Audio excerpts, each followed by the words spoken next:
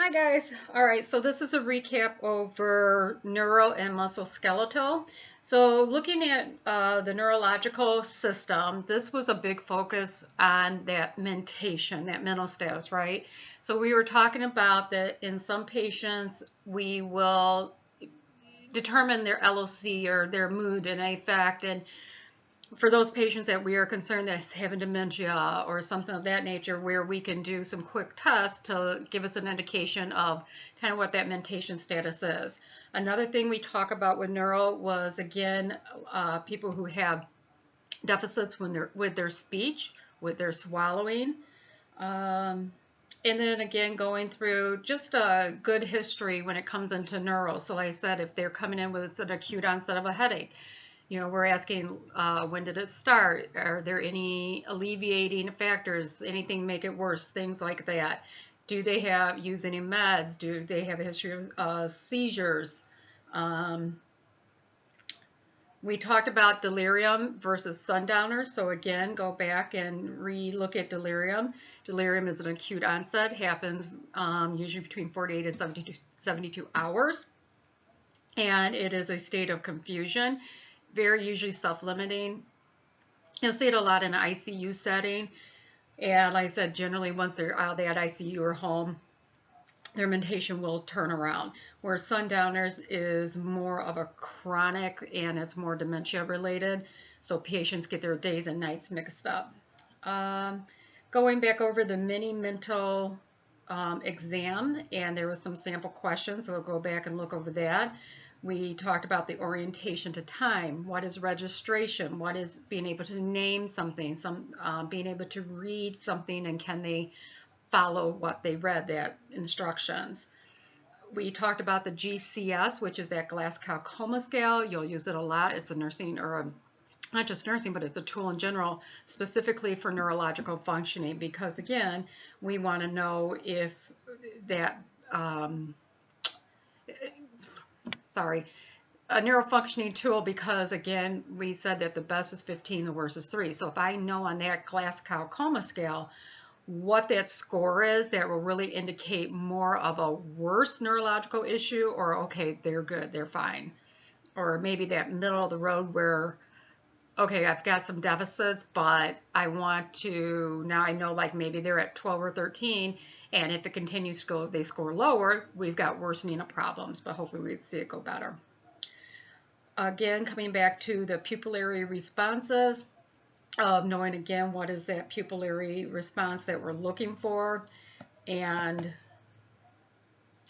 we talked about, so I said with the speech problem, we have aphasia, APHASIA. It's difficulty in understanding, writing, reading. There's two types.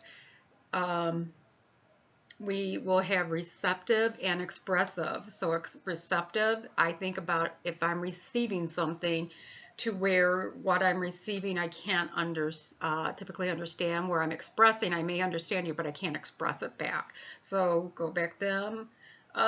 We talked about with sensory and those dermatones on sensitive areas where patients, you might be trying to test for their sensory function. So again, like I said, with diabetics who have a lot of neuropathy, they usually have some issues with their feet, hands. So you may take a cotton ball and touch their foot and they wouldn't feel it, or maybe with a cotton tip, the wooden applicator or something. So with that sensory testing, we said, what is one thing that we do ask them to do, right? They really need to close their eyes so that way they can be truthful, and when you touch them, to be able to say yes or no and really give an accurate description, because that's the only way that's going to really help guide the practice. Neurological system, because we did talk about thinking about those folks that have like a Parkinson's with that shuffling gait, and or people that do have some dysfunction, and tying in with musculoskeletal too. We talked about safety and just that safety factor. So neurologically, if they have some hearing loss, if they have vision loss, if they have using assisted devices, and that to really keep our focus on that safety of that patient and instructing them and their family on safety. Looking in with like motor function, we have gross motor function and we have fine motor skills. So that gross functioning, generally like that walking, We talked about that balance and so forth. Let's see. So really, I said some of the other stuff that was in there that we just mentioned, but it wasn't something that we really have you remember at this stage was the reflexes and the grading of the reflexes. It's just to know that reflexes is something that is checked on patients because you want to have that good response, and if it's either absent or very sluggish, or it's the other way of very hyperactive or hyper responsive, again, that's going to go back to, is there something going on neurologically, like something maybe in the brain, a lesion, or on the spine? Okay, so go back over that. All right, give me 1 second, and I'm going to pull up the musculoskeletal, hopefully. Okay, so with musculoskeletal and going back thinking,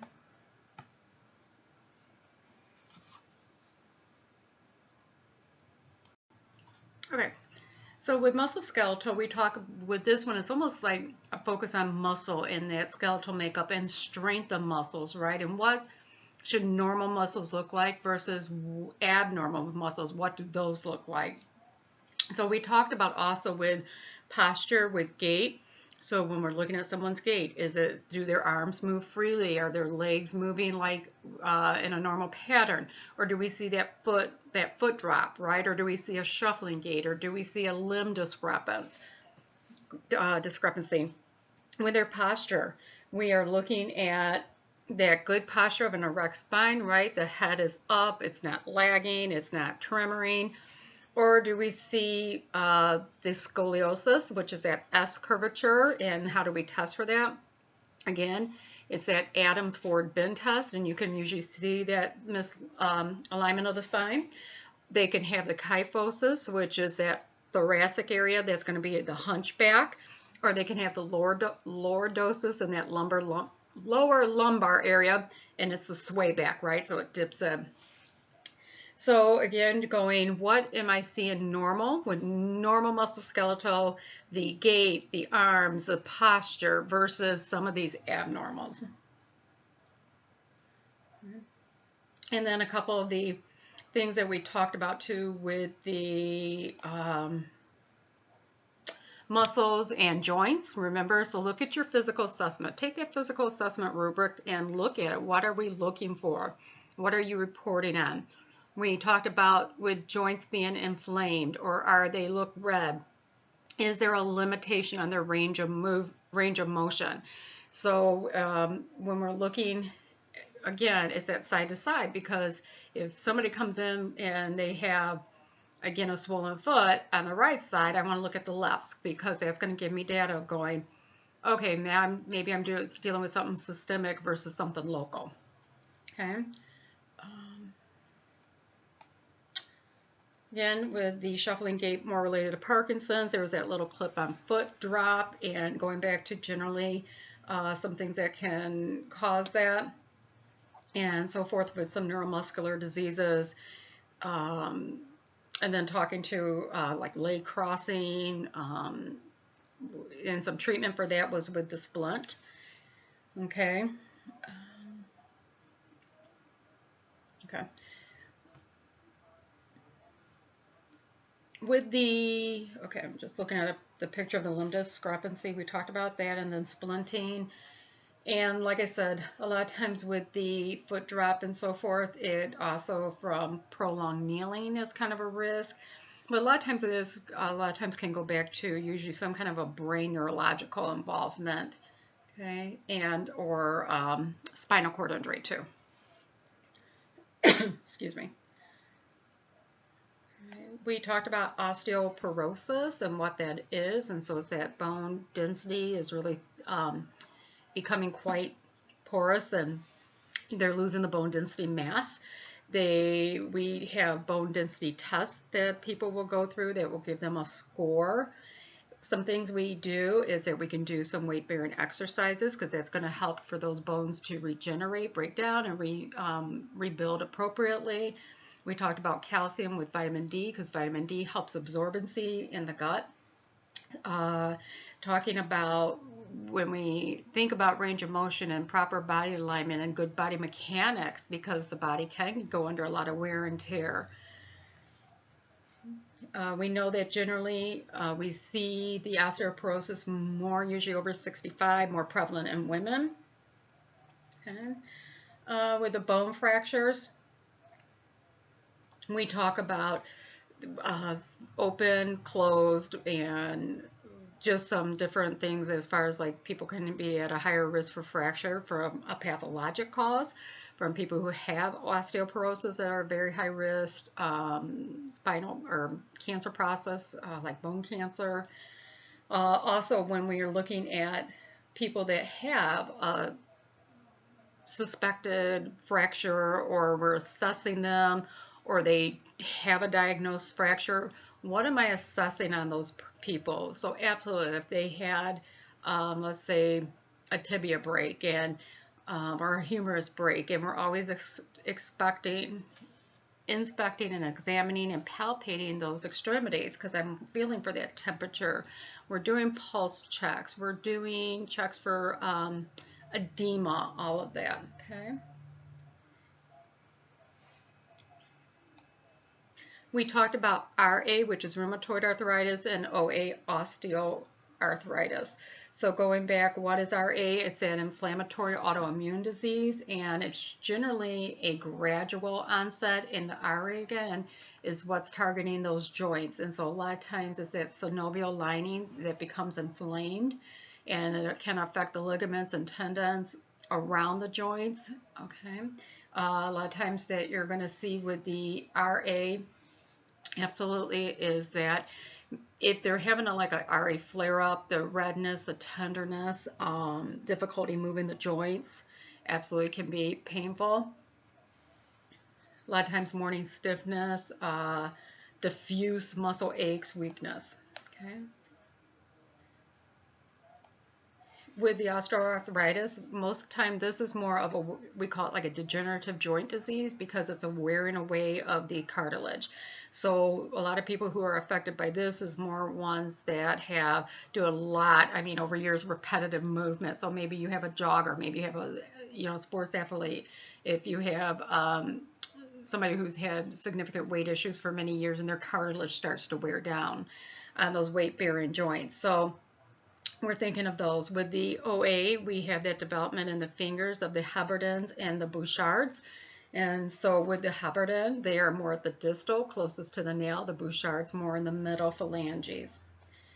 And again, for your OA people, you can hear, like if you were to put your hand, like say on a knee, you can feel like a grating. They call that crepitus or crepidation. Sometimes you can hear like a crunching. Okay. We looked at bursitis, so it's an inflammation of the bursa. And again, anytime I've got kind of that inflammation, I'm really seeing the same thing. I'm seeing redness, I'm seeing swelling, I'm seeing tenderness. I could palpate, feel warmth. Okay. With gout, we said gout generally is a hereditary disorder. It is that the person's having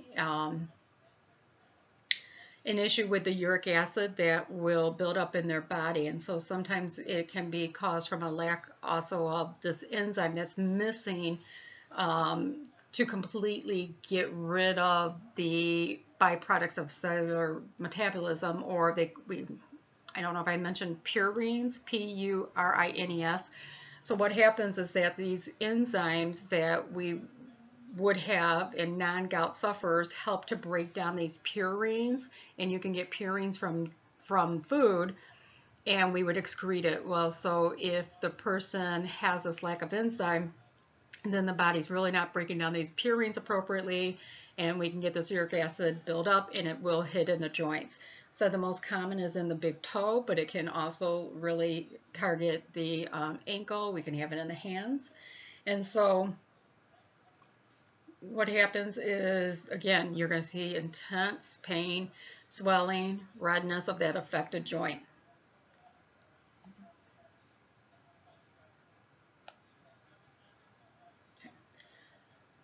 With range of motion, we said active range of motion is the patient can freely do their own ability to move, their own range of motion. Passive, they need assistance, right? We talked about atrophy, and so that is like a muscle loss, muscle wasting, and some things that could cause that atrophy. So we're looking at folks that maybe they've had a cast on their leg, maybe they have had a stroke. And how do you kind of document that or look at it, that we talked about measuring circumference, because again, usually with the muscle wasting, sometimes it can be unilateral. So we're looking and getting those measurements of what is the significance and the difference. So again, with the atrophy, I'm not always expecting to see it bilaterally. That's why you got to make sure, is it unilateral? Is it affecting both? Okay. And then too, absolutely with our patients that are more bedbound, they do lose their muscle, and atrophy is quite a problem. When you're checking for patients and we're looking at muscular, the muscles shouldn't feel real flabby and mushy, right? That there is a slight resistance to the muscles, and that tone of muscles, what would that feel like? Okay. We talked about some contractures and how the people that lose the ability to move and so forth, they like the hand, they just get to where it was almost like frozen and stuck. And if somebody had a contracture, or I'm doing some range of motion and they're in pain, you need to stop, right? We're not going to force anything. We talked about some different range of motion positions: abduction, adduction, flexion, extension, pronation, supination. So you go back over and be aware of what each of those are, whether we're testing lower extremities, upper extremities.